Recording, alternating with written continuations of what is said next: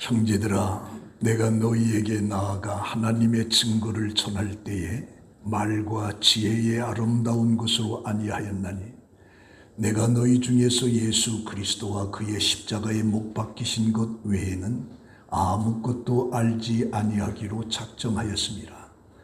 내가 너희 가운데 거할 때에 약하고 두려워하고 심히 떨었노라. 내 말과 내 전도함이 설득력 있는 지혜의 말로 하지 아니하고 다만 성령의 나타나심과 능력으로 하여 너희 믿음이 사람의 지혜에 있지 아니하고 다만 하나님의 능력에 있게 하려 하였노라. 아멘.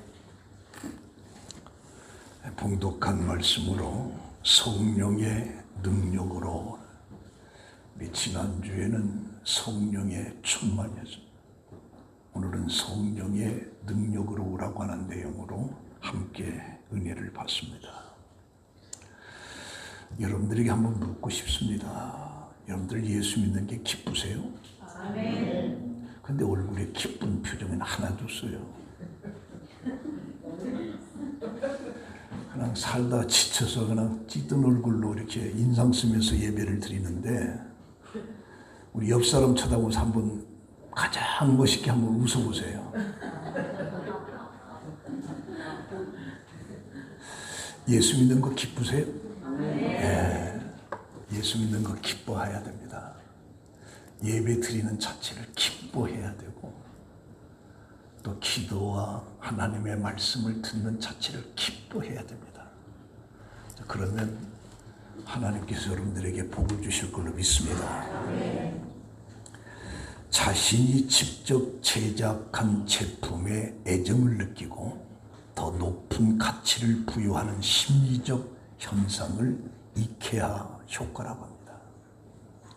손수 맡은 책장이나 곰 인형, 밀키트, 식사 등이 숙련공이 만든 제품보다 더 뛰어난 품질을 지녔다라고 여기기 때문입니다. 이케아 효과를 최초로 소개한 하버드 비즈니스 스쿨 마이클 로턴 교수는 자신의 수고가 더해진 제품은 객관적 평가가 어려운 애착의 대상이 되어 더 큰 만족감과 소유감을 준다라고 설명을 하고 있습니다. 최근 노스웨스턴 대학의 제이콥 티니 교수팀이 발표한 생산의 즐거움이라고 그런 연구가 나왔는데, 제품 또는 서비스 생산의 즐거움이 소비자 반응과 가격 수용에 미치는 영향을 다각도로 분석하고 있습니다. 이 검색 엔진 관리 전문가가 페이스북 광고에 저는 경험이 많아요 라고 하는 것보다 저는 이 일이 정말 즐거워요 라고 표현했을 때 광고 클릭률이 40% 이상이 넘었다고 합니다. 그러니까 나는 이 일의 경험이 참 많습니다 보다는 나는 이 일이 정말 즐거워요 라고 하는 것이 40%나 더 효과를 가져갔다. 또 다른 실험에서 배관공이 파이프 수리를 누구보다 좋아한다라고 이야기할 때 누구보다 열심히 일한다는 광고보다 더 믿을 수 있고 더 높은 비용을 받을 만한 사람으로 평가가 되었다는 거죠. 그래서 바텐더나 반려동물 미용사라든가 다양한 직군에서 생산의 즐거움을 표현하면 소비자가 기대하는 품질과 수용 가능한 가격의 수준이 높아진다. 그래서 생산자가 일을 좋아하고 즐긴다라고 하는 이 정보가 소비자에게 더 나은 품질의 제품과 서비스를 기대하게 되고 더 높은 가격을 기꺼이 부담할 수가 있다. 그 예로 미국의 사우스 웨스트 항공입니다. 이 직원들이 즐겁게 일하는 문화가 경쟁력으로 원천으로 작용하는 대표적인 기업인데, 이 항공사회는 부침이 심합니다. 적자, 흑자가 그게 심한 거죠. 그런데 47년 연속 흑자를 달성한 것은 밝고 유쾌하게 일하는 직원들의 모습이 고객의 서비스 품질 평가와 만족도에 긍정적으로 작용한 덕이 크다. 그래서 사우스웨스트 항공은 유튜브를 통해서 가장 또 기장의 승무원을 비롯해서 항공비, 정비사, 화물 관리자들이 자신의 업무를 소개하면서 즐겁게 일하는 모습을 유튜브에 보내주고 있어요.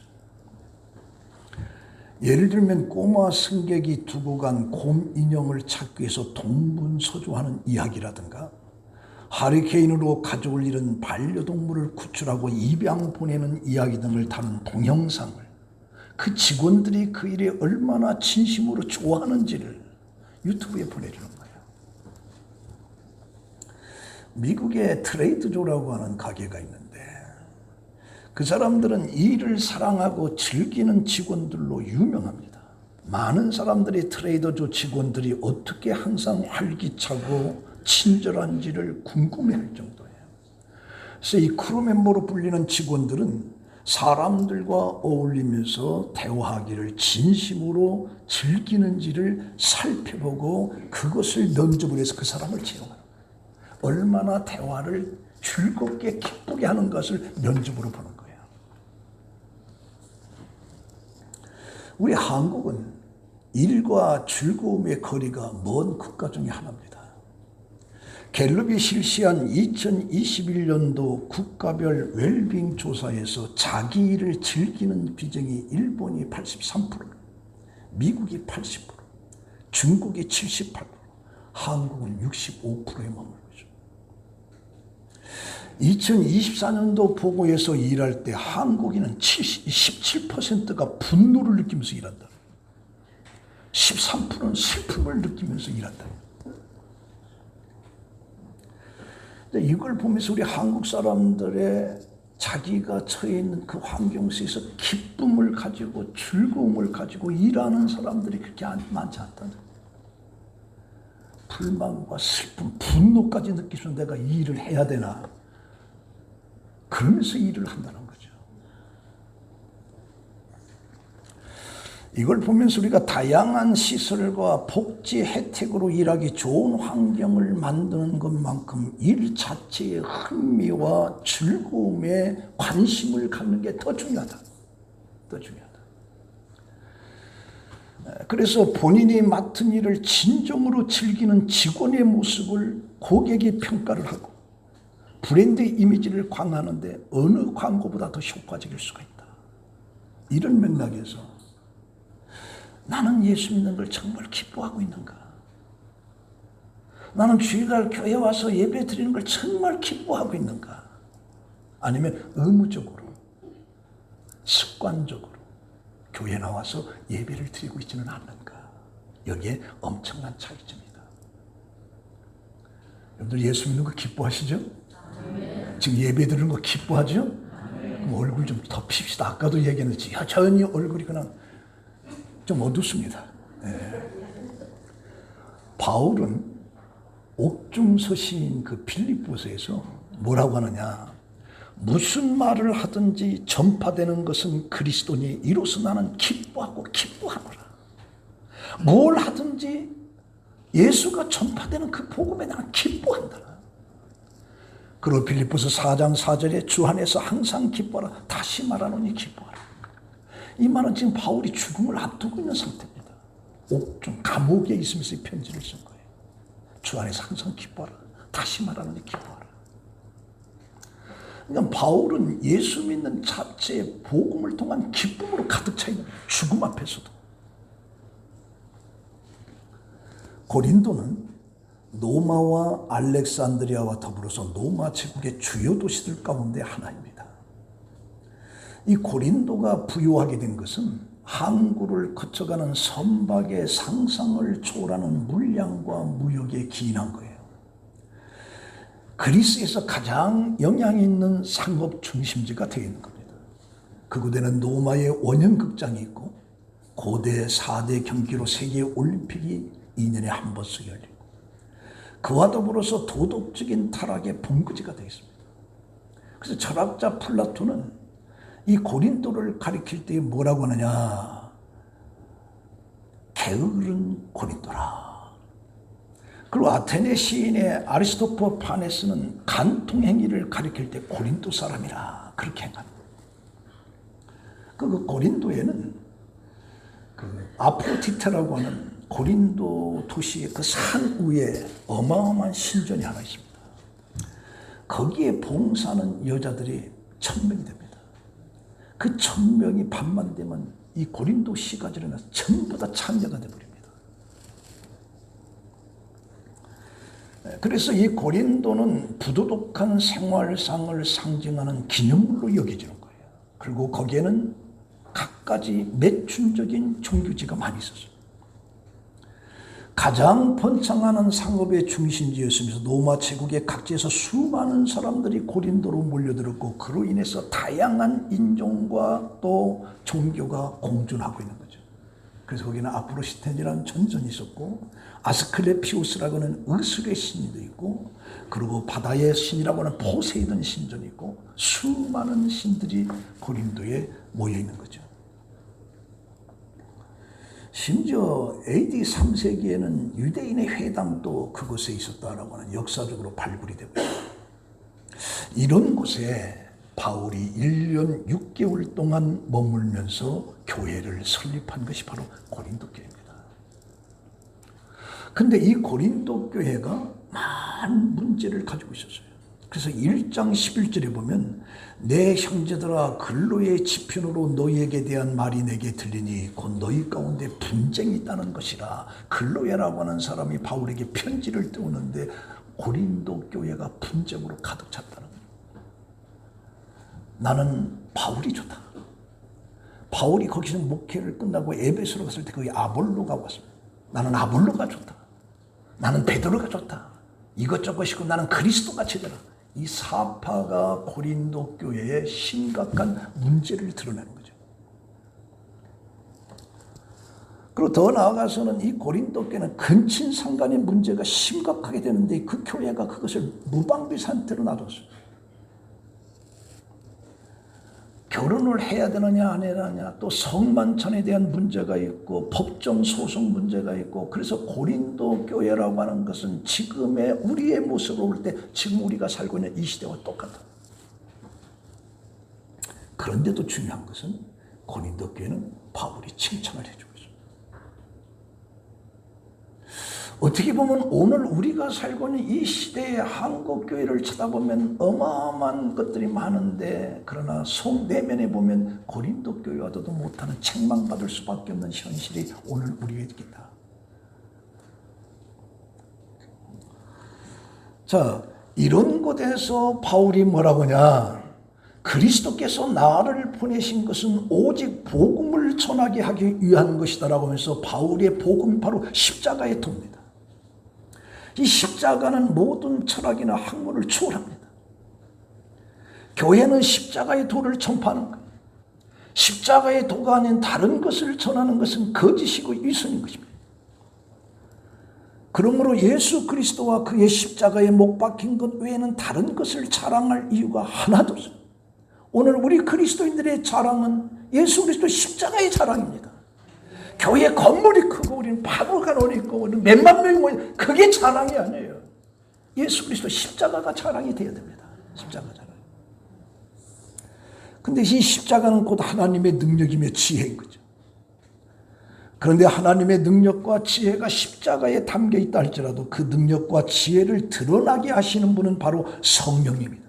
인간의 지혜로는 할 수가 없다. 이런 맥락 속에서 고린도 교회 바울을 쳐다보면서 세 가지를 생각해 보게 됩니다. 첫 번째는 뭐냐? 바울의 사역의 원칙이 나옵니다. 원칙이에요. 하나님의 능력이 그리스도의 십자가의 사건에 나타났다면 그 능력을 지속적으로 발휘하게 하는 것은 성령의 역사다. 그래서 바울은 성령의 역사에 대해서 여러 번 언급하고 있습니다. 1절에 보면 형제들아 내가 너희에게 나아가 하나님의 증거를 전할 때의 말과 지혜의 아름다움으로 아니하였나니 내가 너희 중에서 예수 그리스도의 십자가 외에 못 박힌 것 외에는 아무것도 알지 아니하기로 작정했다. 그렇다면 바울이 왜 그런 것이냐? 그래서 빌립보 3장 7절에 이런 말을 합니다. 그러나 내가 무엇이든지 내게 유익하던 것을 내가 그리스도를 위하여 다 해로 여길 뿐더러 또한 모든 것을 해로 여기면 내 주 그리스도 예수를 아는 지식이 가장 고상하기 때문이라. 내가 그를 위하여 모든 것을 잃어버리고 배설물로 여기면 그리스도를 알고 그 안에서 발견되려 함이니 내가 가진 의는 율법에서 난 것이 아니오 오직 그리스도의 믿음으로 말미암은 것이니 그 믿음으로 하나님께서 난 의라하라. 이 복음을 알고 난 다음에 그가 지금까지 자랑으로 여겼던 모든 것을 전부 다 폐설물로 여긴다고 해서 왜 그리스도 안에 고상이 가장 고상한 지식입니다. 그래서 사도행전 20장 24절에 내가 달려갈 길과 주 예수께 받은 사명 곧 하나님의 은혜의 복음을 증언하는 일을 마치려 하면은 나의 생명을 조금도 귀한 것으로 여기지 않겠다. 성령의 역사는 육신적인 유익이나 쾌락을 쫓는 것으로 결코 나타나지 않습니다. 오히려 성령의 역사는 그리스도의 십자가에 나타난 하나님의 지혜를 깨닫게 하는 거죠. 그리스도의 십자가는 세상적인 지혜와 관점에서 볼 때는 연약하고 미련하게 보인 거예요. 그러나 그리스도의 십자가는 하나님의 능력이고 지혜이고 승리이면서 사람들이 구원에 이르기는 유일한 수단이 바로 십자가라. 그러므로 하나님의 증거를 말할 때는 말과 지혜의 아름다운 것으로 하지 않는다. 오직 성령으로만 말한다. 성령으로만. 바울이 고린도라고 하는 도시에 복음을 증거하기 전에 아덴이라고 하는 지금 아테네죠. 그리스도의 수도 아테네. 그 아덴에서 복음을 전한 바가 있어요. 그 아테네를 가보면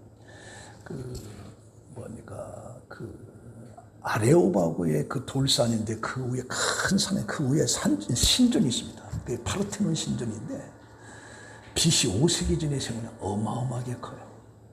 지금도 이제 보수하고 있는 상태인데 그 아레오바고에 그 바위가 있는데 거기에서 바울이 설교를 했어요. 그들의 상황과 문화를 전제로 하여 그들에게 가장 알맞는 방법으로 복음을 전했어요. 그는 헬라 철학과 기계와 문학을 이용하면서 그들이 받기에 가장 합당한 방법으로 바울은 그 아테네 시민들에게 복음을 증거한 겁니다. 그리고 바울은 스토아 철학과 아피크로스의 철학에 심취한 그들에게 그 철학의 지식을 총동원해서 복음을 증거한 거예요. 그런데 바울의 이런 노력에도 불구하고 아덴 사람들의 반응이 매우 냉담했습니다. 심지어 바울과 복음을 조롱하는 사람들까지 나오는데 그게 사도행전 17장에 나옵니다.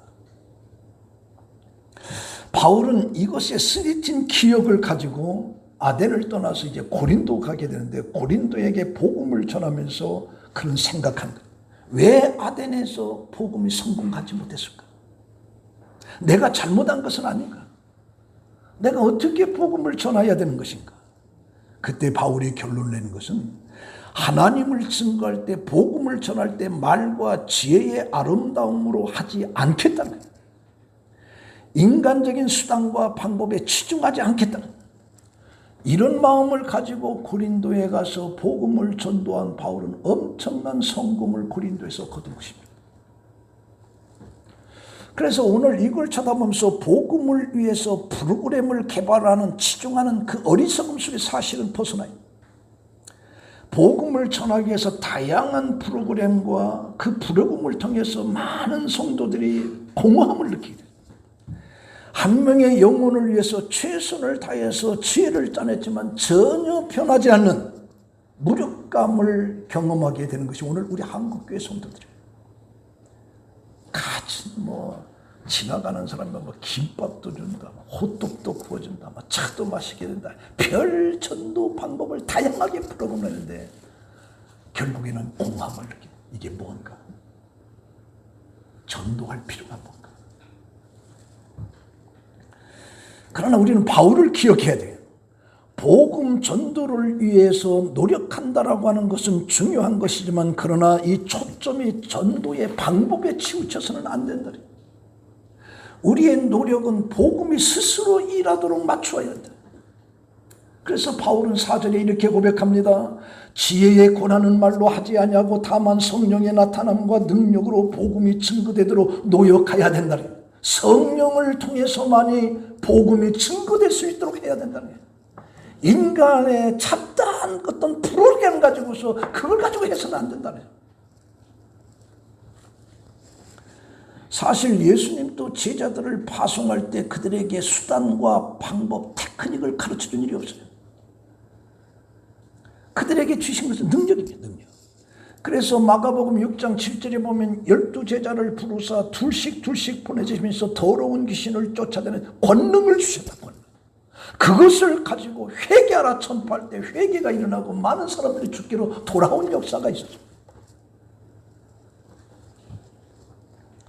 그래서 우리가 복음을 전하는 데는 인간의 지혜로움을 해서는 안 된다. 인간의 말로 불신자의 마음을 풀기라고 하는 건 어렵습니다. 복음은 성령의 능력으로만이 되는 거예요. 성령의 능력으로만. 복음 자체만을 증거해.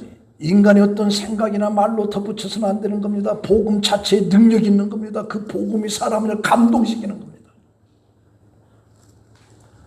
제가 안양에서 목회를 할 때 밤에 전화가 왔어요. 어느 대학 교수인데 암에 걸려서 사형 선고를 받은 상태 속에서 이제 교회 목사를 초청한 것이죠. 제가 거기 가가지고 교수라고 하니까 제가 쫄았습니다. 쫄았어요. 무슨 말을 내가 이 교수한테 더군다나 철학 교수라고 하는데. 그래서 예수 믿으면 당신은 구원을 받습니다. 그러고만 나왔어요. 할 말이 없어. 나보다 더 똑똑한 것 같아가지고. 근데 지금에 와서 생각하면 얼마나 미련한지 몰라요. 복음은 예수 그리스도 십자가에 도만 전하면 되는 것인지 거기에 인간의 수상적인 아름다운 묘사를 해서 철학적인 아무 소용없어요. 복음 자체가 성령을 통해서. 그래서 5절에 보면 너희 믿음이 사람의 지혜에 있지 아니하고 다만 하나님의 능력이 있게 하려 하였노라. 사람의 지혜에 있지 않고 하나님의 능력에게. 그래서 이 설득과 웅변이 당시 헬라 세계 사람들을 크게 매료시켰으나 그런 스타일을 사용하지 않기로 바울은 결심한 거죠. 전적으로 성령을 의존하고 메시지를 선포한 거예요. 바울은 청중의 관심이 자신의 언변이나 메시지를 전달하는 스타일에 모아지기를 원치 않았습니다. 사람의 지혜로 고린도 사람들의 마음을 쏠리는 걸 원치 않았습니다. 오직 하나님의 능력을 통해서만이, 성령의 역사를 통해서만이 고린도 사람들이 복음에 접하기를 바울은 원했던 거죠. 그래서 로마서 1장 16절에 내가 복음을 부끄러워하지 않은 이 복음은 모든 믿는 자에게 구원을 주시는 하나님의 능력이 됨이라. 이 복음은 오직 성령을 통해서만이, 내 아름다운 어떤 말로 지식으로 아니하는 거, 성령을 통해서만이. 그래서 바울이 말하는 믿음이라고 하는 것은 예수 그리스도 십자가의 능력입니다. 그래서 1장 18절에 보면 십자가의 도가 멸망하는 자들에게는 미련한 것이요 구원을 받는 우리에게는 하나님의 능력이라 그러죠. 십자가의 도가 멸망하는 자에게는 어리석게만 보이는 거예요. 그러나 구원을 받는 우리에게는 하나님의 능력이라. 그래서 바울의 모든 삶의 중심과 초점은 그리스도의 십자가에 맞추었습니다. 바울은 오직 그리스도의 십자가만을 중심으로 하겠다는 결단을 벌인 거죠. 그래서 그는 십자가를 전하기 위해서 동족들과 관계 지위마저 전부 다 버리고 가정까지도 버리고 오직 예수 그리스도 성령을 통해서 복음을 증거하는 것이 바울의 일생이었습니다. 그리고 두 번째는 바울이 여기서 강조하는 건 뭐냐? 성령의 영을 받았다. 그게 12절에 나옵니다. 우리가 세상의 영을 받지 아니하고 오직 하나님으로부터 온 영을 받았으니 이는 우리로 하여금 하나님께서 우리에게 주신 것들을 알게 하려 함이라. 그러니까 하나님으로부터 온 영이라고 하는 것은 성령을 말하는 겁니다. 그런데 이 성령을 받아야만이 하나님이 우리에게 은혜로 주신 것들을 그들이 알 수가 있다. 성령을 받지 아니하고는 십자가의 도의 의미를 깊이 깨달을 수가 없다는 것입니다. 그래서 은혜로 주신 것들이라고 하는 것은 그리스도의 죽음과 부활이라고 하는 사실을 단번에 주시는 선물을 말하는 것이고, 은혜를 주셨다라고 하는 것은 하나님의 은혜로 값없이 주어진 예수 그리스도 십자가와 그에 통한 구원과 영생, 여러 은사들을 말하고 있는 겁니다. 하나님의 구원하시는 은혜는 사람들에게 계시하시고 성령의 조명으로 그 계시를 깨닫게 하는 거예요. 이 성령의 지혜와 능력이 세상의 어떤 다른 원천에서 오는 것이 아니라 오직 하나님께로부터 온다는 것이죠. 그래서 10절에 보면 오직 하나님이 성령으로 이것을 우리에게 보이셨으니 성령을 통해서만이 십자가의 도를 우리에게 보여주셨다. 성령을 통해서만이 구원이라고 하는 오묘한 진리를, 하나님의 깊은 것을 우리에게 주셨다. 이게 성령이 내게 있지 않고는 이 사실을 깨닫지 못하는 거예요. 듣긴 들어도 크게 내 인생을 좌우시키지 못하는 거예요. 왜? 성령이 함께하지 않기 때문에. 그래서 10절에 보면 오직 하나님이 성령으로 이것을 우리에게 보이셨으니 성령은 모든 것, 하나님의 깊은 것까지도 통달하신다. 성령은 하나님의 깊은 것까지, 그 성령이 내 안에 있어서 그 성령을 통해서 우리는 하나님의 깊은 섭리를 깨달을 수가 있는데, 성령이 없으면 하나님의 오묘한 깊은 것을 우리는 깨달을 수가 없다는 겁니다. 그래서 11절에 사람의 일은 사람에 속해 있는 영예에는 누가 알려, 이와 같이 하나님의 일도 하나님의 영예에는 아무도 알지 못하느니라. 하나님의 영 성령이 내 속에 있어서 나를 역사하고 조명해 주지 않으면 하나님에 대해서 알 수가 없다는 것이죠. 그래서 성령이 나를 지배할 때 하나님의 깊은 뜻을 알게 되고 십자가의 도를 알게 되는 겁니다. J.D. 벤스라고 하는 힐빌리의 노래에서 나오는 이야기인데, 폭풍우가 몰아치던 어느 날 신앙심이 깊은 청년의 집에 물이 잠기기 시작합니다. 그때 이웃이 빵빵거리면서 빨리 피난 가자, 그 차를 그 앞에 세웠습니다. 태워주겠다는 거죠. 그래서 이 사람이 뭐냐, 나는 지금 하나님을 믿습니다. 하나님께 기도하니 하나님께 나에게 구원을 주실 것입니다. 그냥 가라. 물이 집을 반절을 잠겼어요. 그때 선장이 보트를 타고 오면서 빨리 나와 피난 가자. 아니요, 가시오. 하나님이 나를 구원해 주실 겁니다. 그러자 이제 물이 그 지붕 위에 올라가죠.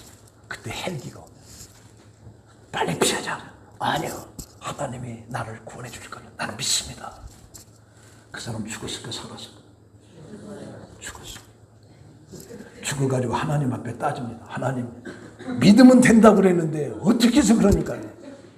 그저 하나님께서 뭐라고 하느냐, 야, 내가 차를 보내고 배를 보내고 헬기를 보냈는데 네가 내 말을 안 믿어서 죽은 건 내 탓이 아니다.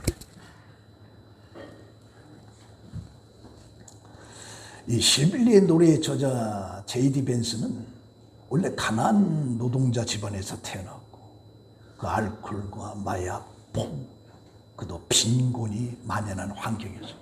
그때 할머니가 뭐라고 그러냐, 늘 하늘을 돕는 자는 스스로 돕는다. 그 가르침에 벤스는 가난과 무력감의 굴레를 끊고 미국의 부통령이 되기까지 그의 삶을 이끌어간 거예요.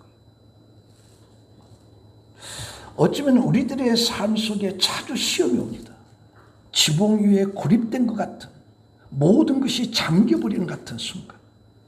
이런 순간이 올 때마다 우리는 남들을 탓하고 세상을 탓하고 지지리도 복이 없다, 내가 왜 이렇게 이런 데서 태어났는가, 그러면서 짠 하고 어느 날 갑자기 누가 나타나서 나를 180도로 바꾸는 어떤 그런 상상의 꿈속에 살아간다.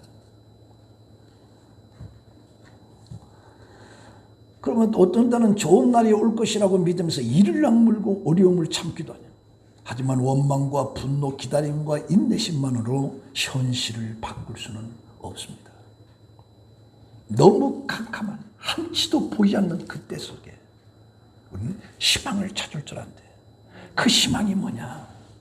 위기는 나로 하여금 내 생각과 내 모든 것을 바꿔놓을 수 있는 기회로죠. 기회로. 용기를 낼 수 있는 기회죠. 용기를 낼 수 있는 기회.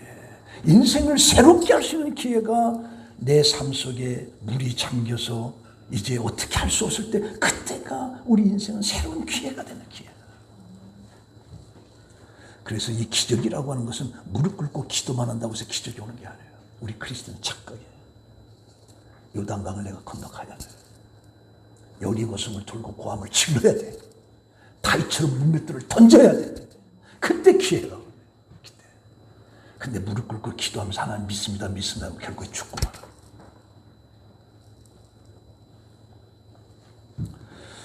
그래서 구원이라고 하는 것은 희망을 품은 인간이 적극적으로 행동할 때, 물이 잠기는 그때 벌떡 일어나서 헬기를 타든지 모터를 타든지 자동차를 타든지, 그게 구원의 길인데 그걸 못하는 거, 용기가 없어서.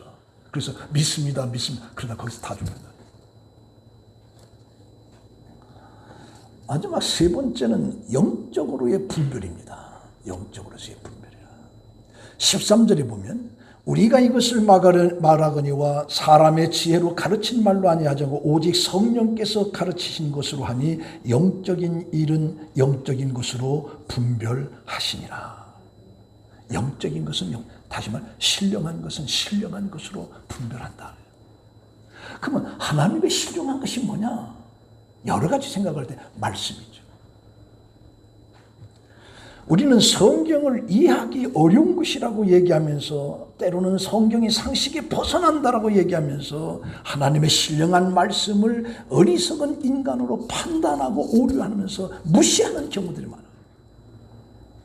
그러나 하나님의 말씀은 깊고 초월적인 의미를 지니고 있는 거죠. 성령의 조명 속에서 우리는 영적인 것으로 이 성경을 해석하게 되고, 성경이 주는 오묘한 진리를 우리는 알 수가 있어요. 성령을 통해서. 하나님의 말씀은 오묘하기 때문에 인간의 지혜로는 깨달을 수가 없어요. IQ가 300이라도 깨달을 수가 없어요. 영이신 성령의 도움을 구하고 의지할 때 우리는 말씀을 깨달을 수가 있어요. 그리고 또 신령한 것이라면 하나님의 섭리입니다. 섭리. 만유의 주이신 하나님이 홀로 이 우주 만물을 다 창조하시고 그걸 주관하시면서 창세부터 지금까지 모든 것을 전부 다 하나님의 섭리 속에 이루어지고 있어요. 그리고 하나님의 섭리는 영원하고 광대한 것인데, 그런데 중요한 것은 뭐냐? 일어나서 하나님의 섭리를 우리는 성령의 조명을 받지만 그건 깨달을 수가 없는 거예요. 세속적인 눈을 가지고서는 하나님의 깊은 섭리를 깨달을 수가 없어요. 인간이 살고 죽는 것도 전부 다 하나님의 섭리 속에 있어요. 근데 그 섭리를 성령에 통해서 우리가 조명을 받지 않고는 그 하나님의 섭리를 깨달을 수 없으니 하나님이 없다, 하나님 믿어도 소용없다, 하나님이 뭐냐, 이런 어리석은 생각들을 하는 거예요. 그래서 성령을 통해서만이 우리는 하나님의 섭리를 깨달을 수 있다. 또 하나 더 얘기한다면 신령한 것은 하나님의 은혜입니다. 세상 사람들은 축복과 은혜를 간절히 사모합니다. 그러나 그들이 사모하는 축복과 은혜는 지극히 현상적이고 순간적인 만족은 줄 수 있어도 영원한 만족과 기쁨은 줄 수가 없습니다. 세상이 주는 이 축복은. 그러나 하나님이 주시는 은혜와 축복은 영원한 것입니다. 영원한 것. 그래서 시편 103편 8절에 여호와는 긍휼이 많으시고 은혜로우시며 노하기를 더디하시며 인자하심이 풍부하시도다. 하나님의 은혜는 우리로 하여금 고난 속에서도 기뻐할 수 있고 절망 속에서도 소망을 잃지 않게끔 하는 놀라운 뜻이 그 속에 있는 거예요. 근데 그게 성령의 조명을 통해서 할 수 있는 거예요. 성령을 통하셔야 그런 은혜를 알 수가 없어요. 하나님의 은혜를. 자, 그러면서 우리 14절에 보시면 육에 속한 사람은 하나님의 능력의 일들을 받지 아니하나니, 육에 속한 사람은 하나님의 능력에, 하나님의 그 오묘한 신령한 것을 절대로 알 수 없어요. 받을 수도 없어요. 이는 그것들이 그에게 어리석게 보이는 거예요. 어리석게 보이고 또 그것들을 알 수도 없고 그런 일들을 영적으로 분별도 안 되니까 그러니까 육에 속한 사람은 영에 속한 예수 그리스도를 믿는 사람을 어리석게 보고 미련하게 보고 자기가 더 똑똑한 것처럼 세상을 살아가는 거죠. 그래서 바울은 그리스도인들에게 성령으로 영적 분별이 있어야 된다. 육에 속한 사람이라고는 푸스키코스라고 하는 말인데, 하나님의 영으로부터 진리를 받지 못해서 구원을 얻지 못하는 자연인들을 말하는 거예요. 이건 죄악의 요소는 아니지만 영적인 분별력이 결핍되어 있음을 말하는 거예요. 그 육에 속한 사람은 복음의 이해가 가지 않고 전부 다 이기적인 어떤 감정적인 단조로운 삶을 사는 사람들. 거듭나지 아니한 사람은 성령의 역사하심을 받지 않기 때문에 성령의 일을 알 수도 없고 성령의 일을 따를 수도 없고 볼 수도 없는 거예요. 오히려 뭐라 미련하게 보이는 거예요. 어리석게 보이는 거예요. 깨닫지 못하게 보이는 거예요. 예수 믿는 것을 어리석게 보내고 예수 믿는 것을 시간 낭비로 보는 거죠. 이건 뭐 육에 속한 사람이에요. 영에서는 알 수가 없는 거예요. 육에서. 그런데 성령으로만이 분별할 수 있다. 성령으로만이 복음을 이해할 수가 있는 거예요. 복음을 이해할 수가 있다. 육에 속한 사람이라고 하는 건 오직 육적인 것에만 지배를 받는 사람이고 성령께서 그 사람 마음속에 내재하지 않기 때문에 이런 사람은 도무지 영적인 것에 관심을 두지 않고 예수 믿는 것에 관심을 두지 않고 교회 가서 시간 보낸 걸 낭비로 생각하고 마이너스 인생을 생각하고 오히려 이상한 짓을 하는 거죠. 왜 그냥 그 사람들은 안목의 종, 육신의 종, 이생의 자랑에만 잔뜩 가 있어. 이게 육에 속한 사람.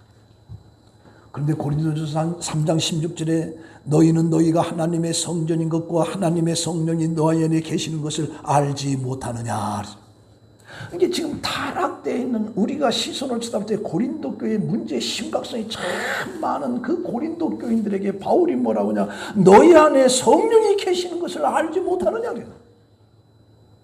그 성령이 계시고 우리는 하나님에 대해서 아는 거예요. 그리스도의 십자가에 통해서 아는 거죠. 구원의 기쁨을 하는 거예요. 그래서 예수 믿는 것이 정말 기쁘다라고 하는 여러분들의 얼굴에 표가 나는 거예요. 근데 또 얼굴이 또 어두워졌을 때 지금은 좀 웃는 얼굴인데. 자, 성도 여러분, 결론을 말씀드립니다. 여러분들의 삶을 성령의 능력으로 충만한 가운데 살아가기를 축원합니다. 성령이 여러분들과 함께 하시고 성령의 인도함을 받는 우리 성부교회 성도 여러분들이 되시기를 예수의 이름으로 축원합니다. 기도하겠습니다. 하나님, 바울이 고린도 교인들에게 강도했던 것처럼 우리는 육에 속하지 않고 영에 속한 자가 되어 성령의 내주 속에 성령의 인도함과 성령의 충만함과 성령의 이끌어주심 속에 세상을 살아가는 진정한 그리스도로 세상을 살아가는 우리 모두가 되게 하여 주시옵소서. 예수님의 이름으로 기도합니다. 아멘.